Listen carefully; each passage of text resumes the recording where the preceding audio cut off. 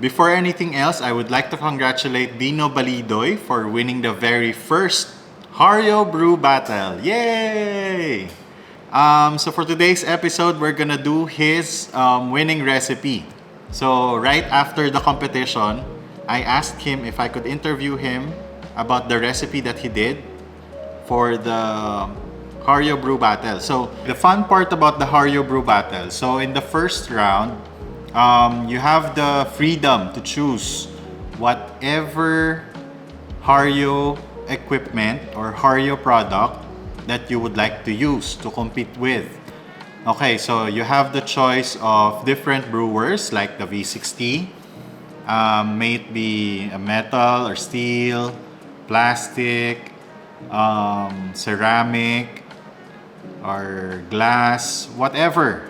You have the ability to, you can pick a switch, you can pick a Pegasus, you can pick a sack brewer, and even the metal sack brewer. So whatever brewer, even the kettle, you have the freedom to choose whatever kettle that you want to use.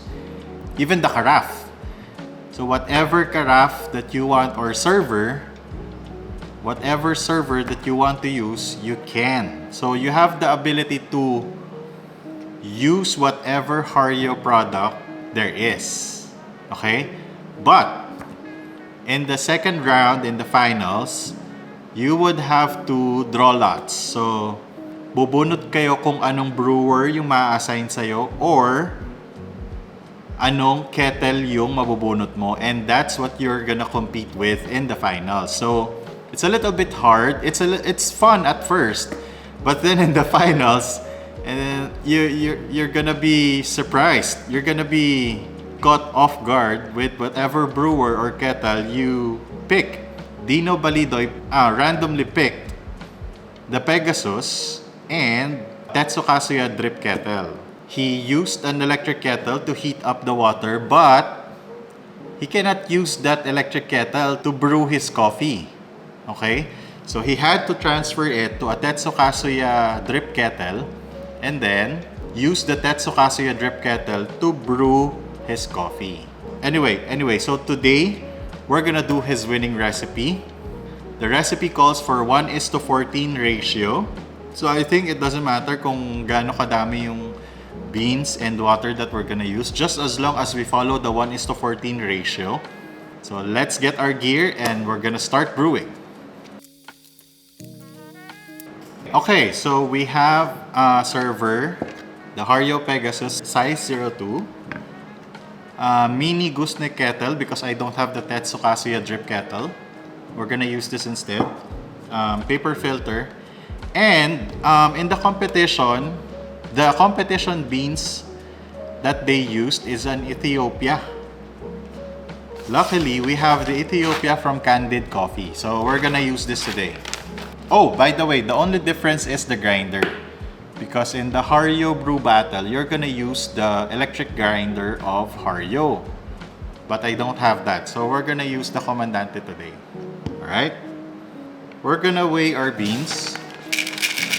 20 grams of Ethiopia beans.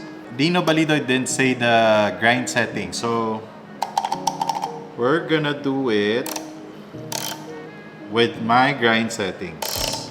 So we're gonna do 18 clicks on the Comandante.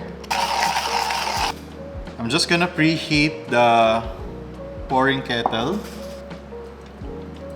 Okay, so in the competition, what Dino Balidoy did was put the Tetsukasuya drip kettle on top of the Hario electric kettle so it heats up quickly. So we're gonna get our thermometer.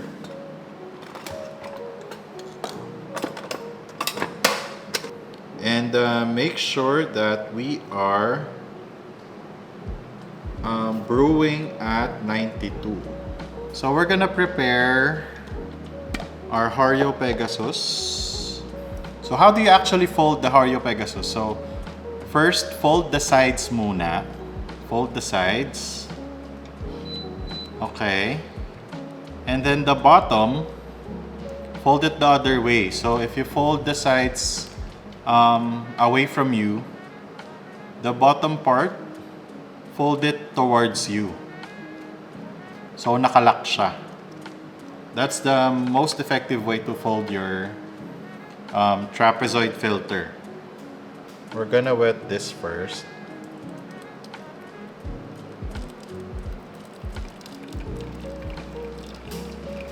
Right now I'm heating up the pouring kettle again, so that we make sure that we have the right water temperature. We're gonna put our beans. So with the 1:14 ratio, we're looking at, since we have 20 grams of coffee grounds, we are looking at around 280 output. Okay, great. So this is exactly 92 right now. And we're gonna start now.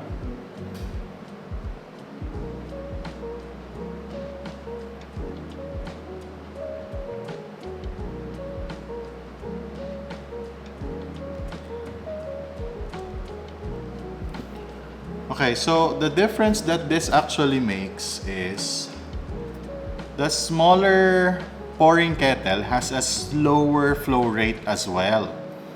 So if you can't do that with your big kettle, you can actually get a small pouring kettle so that you have slower flow rate. Second pour.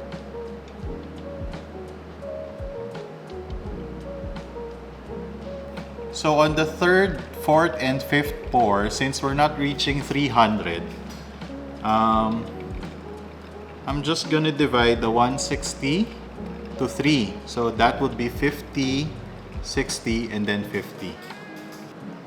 O, di ba? Actually, yun pa yung nagpaganda dun sa recipe. Because since he is using a separate pouring kettle, madaming loss of heat. At this point, I think nag-agitate siya ng konti. It actually played to his advantage pa. With the high-low kind of recipe, since he is pouring to another kettle, there is a lot of heat loss. So at the last part of his brew, since he needed to lower the temperature, it was actually easier because when you pour a hot water to another vessel, there is a lot of heat loss. So, like in my case, kanina, dun sa electric kettle, around 84 siya. So, I was hoping na bababa talaga. And then, pag pour ko dito sa separate pouring kettle, bumagsak siya to 78. Tapos bumalik siya ng actually saktong 80 when na-complete ko yung kailangan kong water. Right now, 75 na siya. Okay, well, here is the coffee. Of course, even if we use the same winning recipe, the same situations, and the same gear, almost the same gear, we can never replicate the same exact coffee that won him the championship. So we're just happy that he shared his recipe, and then we get some insights into it, and then of course we get to try it at home.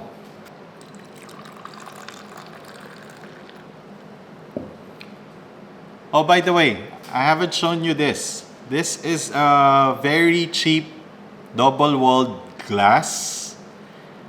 It's from Gordo's. It's on sale right now. It's 374, dalawang piraso na. So, yeah.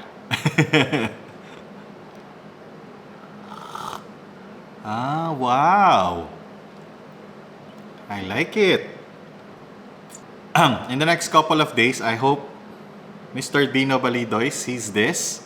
And please comment down below what I did wrong, or if you have any suggestions to improve my coffee brewing. But this is really good. Sarap. You should try it at home too. Okay, let's recap the recipe. For the water, that is 1:14. So 20 grams to 80 out. And then using the Hario Pegasus, the new Hario Pegasus, size 02. It's actually the 4-6 method, but he tweaked the temperature. So he brewed 92. And then for the last pour, he used a lower temperature, which in my case, I used an 80-degree water. What else? He did an agitation at the end. Yeah, I think that's it. Try it at home. Alright? For now, thank you for watching. In the next videos, I'm gonna show you more about coffee. Bye!